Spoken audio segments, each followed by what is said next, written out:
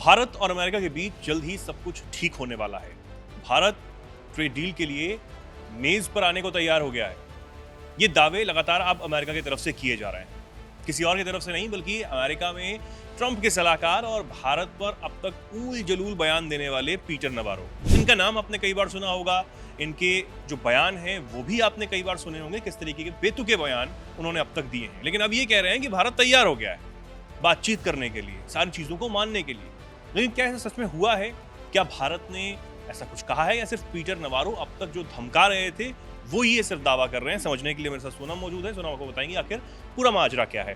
सोनम, क्या कुछ चल रहा है और अब नवारो ने क्या कुछ कहा है? यहीं से शुरू करते हैं। हाँ, बिल्कुल। नवारो ने अब जो दावा किया है वो अपने आप में ही शॉकिंग है, क्योंकि भारत और अमेरिका के बीच जो टैरिफ तनाव को लेकर बैकडोर में बातचीत चल रही है, उसका कोई भी अभी सामने जिक्र नहीं हुआ है कि आखिर वो बातचीत कहाँ तक बढ़ी, उसमें क्या क्या चीज़ें अभी फिलहाल हो रही हैं। तो वहीं अब जो व्हाइट हाउस के व्यापार सलाहकार हैं पीटर नवारो, उन्होंने ये दावा किया कि जो भारत है वो नई दिल्ली और वॉशिंगटन के बीच जो व्यापार वार्ता से पहले बातचीत की मेज पर आ रहा है। यानी कि वो कह रहे हैं कि भारत एक तरह से तैयार हो गया है जो भी अमेरिका की शर्तें हैं उस पर मानने के लिए। और ये दावा किया जो समाचार एजेंसी है रॉयटर्स ने CNBC के एक इंटरव्यू का हवाला देते हुए ये दावा किया है।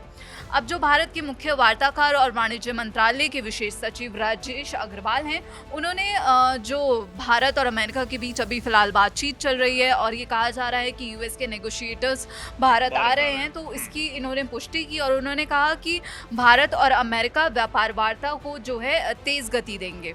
भारत और अमेरिका, अब जो US के नेगोशिएटर आ रहे हैं भारत में, तो भारत और अमेरिका के बीच जो भी ट्रेड टॉक्स होंगी उसमें तेज़ गति देने की कोशिश की जाएगी। लेकिन उन्होंने इससे ज़्यादा जानकारी देने से इनकार कर दिया। यानी कि भारत की तरफ से अभी ऐसा कोई भी बयान नहीं आया है जो पीटर नवारो के बयान को समर्थन करता हो।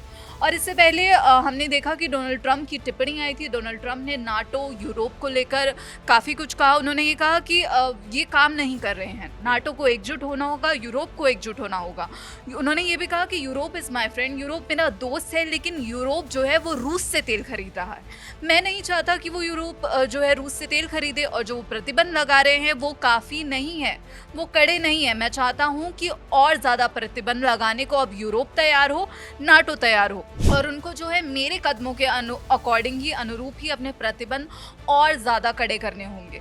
और उन्होंने कहा कि मैं यहाँ पर साफ कर दूँ, एकदम स्पष्ट कर दूँ कि जब तक नाटो आगे नहीं बढ़ता आप आगे नहीं बढ़ेंगे। और कहा कि खैर मैं आगे बढ़ने के लिए तैयार हूँ, लेकिन उन्हें भी मेरे साथ चलना होगा, मेरा समर्थन करना होगा। और क्योंकि जो वो अभी बात कर रहे हैं वो सिर्फ बात कर रहे हैं, असल में कुछ कर नहीं रहे हैं। वो रूस से तेल खरीद रहे हैं, जबकि ये डील में था ही नहीं। हम रूस से तेल नहीं खरीद रहे, वो रूस से बहुत सारा तेल खरीद रहे हैं, और ये समझौता कभी नहीं हुआ था। अगर हमें रशियन इकोनॉमी को नुकसान पहुँचाना है तो हमें उनके साथ जो देश व्यापार कर रहे हैं उनको चोट देनी होगी। लगातार ट्रंप का हमने ये बयान भी कुल मिलाकर अब यही है कि हम जो टैरिफ लगा चुके हैं वो काफी नहीं होगा, क्योंकि उससे चीजें हल नहीं हो रही हैं। अब यूरोप को भी एक साथ आना होगा, हमारी बात सुननी होगी। नाटो तो लगा ही चुका है और उसके बाद कई सैंक्शन पहले भी लगा चुका, और इसके साथ वो G7 जो देश हैं उनको भी लगातार इस बात को कह रहे हैं कि आप सब मिलकर अब आइए और रूस पर कड़े प्रतिबंध लगाइए। और न सिर्फ रूस पर बल्कि उन देशों पर भी टैरिफ लगाइए, 50 से 100% तक जो आप चाहें वो टैरिफ लगाइए, ताकि इस युद्ध का समाधान हो। रूस की जो इकोनॉमी है वो कहीं ना कहीं उस पर चोट पड़े। हाँ, आगे क्या कुछ चल रहा है? बिल्कुल चेतन, आपने सही कहा कि जहां एक तरफ डोनाल्ड ट्रंप जो है लगातार भारत पर दबाव बना रहे हैं, उसी बीच अब जो ये दावा किया गया पीटर नवारो की तरफ से, अब उसी बीच जो राजेश अग्रवाल हैं, भारत के मुख्य वार्ताकार और वाणिज्य मंत्रालय में विशेष सचिव, उन्होंने भी यही कहा कि साउथ एशिया के लिए US trade representative Brandon Lynch चर्चा के लिए दिल्ली की 1 दिवसीय यात्रा पर आएंगे। और आगे हम ये भी बता दें दर्शकों की कि एक हफ्ते पहले व्हाइट हाउस के जो व्यापार सलाहकार पीटर नवारो हैं, उन्हीं की तरफ से बयान आया था कि भारत को अमेरिका के साथ व्यापार वार्ता में किसी ना किसी मोड़ पर आना ही होगा, वरना ये दिल्ली के लिए अच्छा नहीं होगा। यानी कि इससे पहले उन्होंने भारत के लिए चेतावनी दी थी कि भैया आप आ जाइए, मेज़ पर हमारी शर्तों पर मान जाइए, नहीं तो आपके लिए बिल्कुल भी अच्छा नहीं होने वाला है।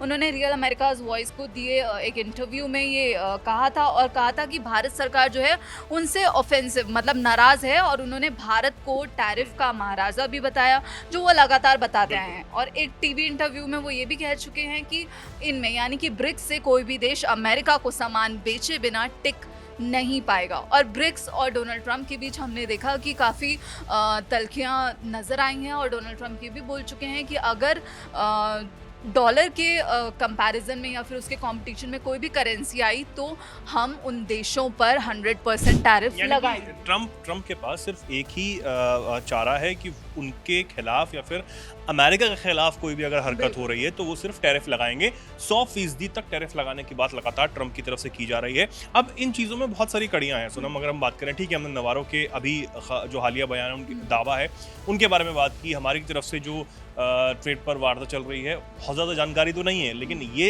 बिल्कुल सही है कि हम लगातार बातचीत कर रहे हैं बैक चैनल से भी, और जो अभी तक पब्लिक डोमेन में बहुत नहीं आया, लेकिन ये साफ है कि भारत सरकार लगातार अमेरिका के साथ बातचीत इस मामले में कर रहा है, ठीक है। लेकिन एक चीज़ समझने वाली बात है कि अब तक जो भी बयान नवारो की तरफ से दिए जा रहे थे या ट्रंप की तरफ से दिए जा रहे थे, क्या उन बयानों का असर इस ट्रेड पर नहीं पड़ा होगा? जो नेगोशिएशन चल रहा है उस पर नहीं पड़ा होगा? क्या उसको लेकर बातचीत नहीं हो रही होगी? क्या लगता है इन चीज़ों को देखकर?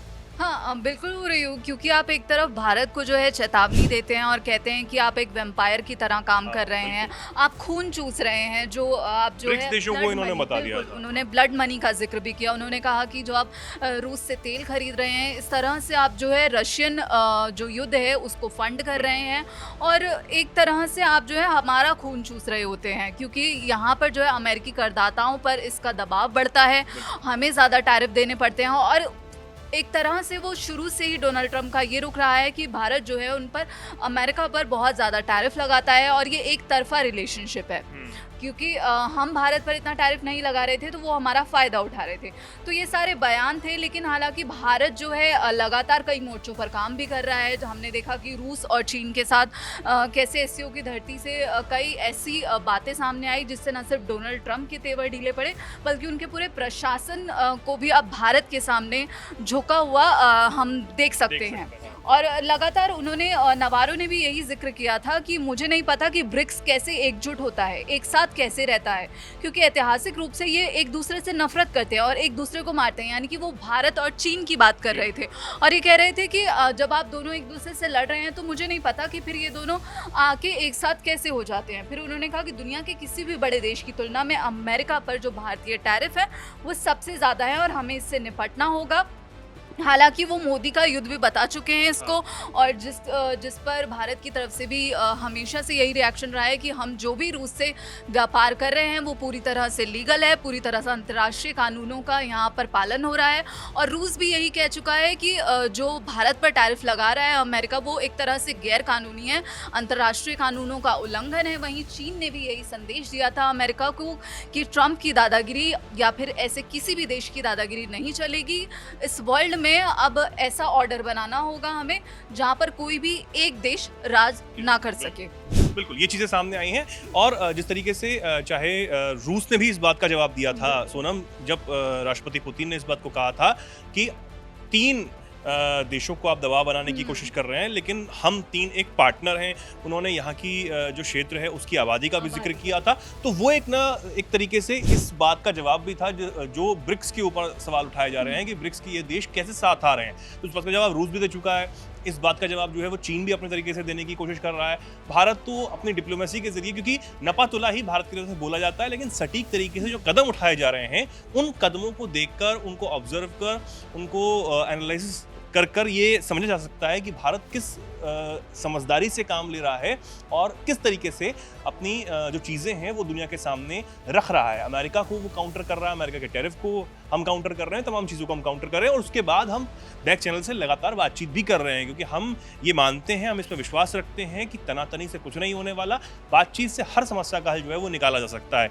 अब रूस में जो कुछ चीज़ें चल रही हैं, जो युद्ध चल रहा है, उसको लेकर भी चाहे भारत पर कितने भी आरोप, चाहे वो नाटो के देशों की तरफ से लगाए जाएं या फिर डोनाल्ड ट्रंप की तरफ से लगाया जाए, लेकिन सच यही है कि भारत हमेशा से सिर्फ शांति की वकालत करता रहा है। और हम आज भी यही कह रहे हैं कि बातचीत से ही इस युद्ध का समाधान होगा, ना कि ये टैरिफ वॉर जो भी अमेरिका कर रहा है उसकी वजह से। ठीक है, जो कुछ होगा हमारी नज़र उस पर बनी रहेगी। फिलहाल आप इस पूरी चीज़ों पर क्या कुछ सोचते हैं, क्या कुछ कहना चाहते हैं, कैसे देखते हैं इन सब चीज़ों को, कमेंट सेक्शन में ज़रूर अपनी बात को रखें और ऐसे ही जुड़े रहें, देखते रहें दैनिक जागरण। नमस्कार।